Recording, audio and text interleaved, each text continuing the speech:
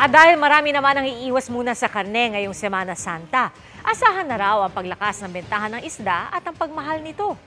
Nakatutok si Bernadette Reyes.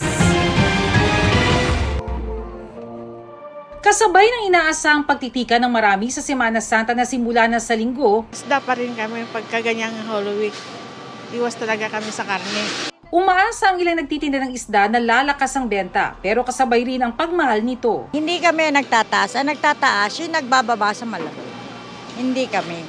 Kasi sumusunod lang kami. Nakaugalian na ng mga Katoliko ang pag-iwas sa pagkain ng karne ng baboy at baka tuwing Semana Santa. Sa panahong ito naman, tumataas ang demand o pangangailangan sa isda at gulay. Lalo na yung mga Wednesday, Thursday, Friday hanggang Sabado.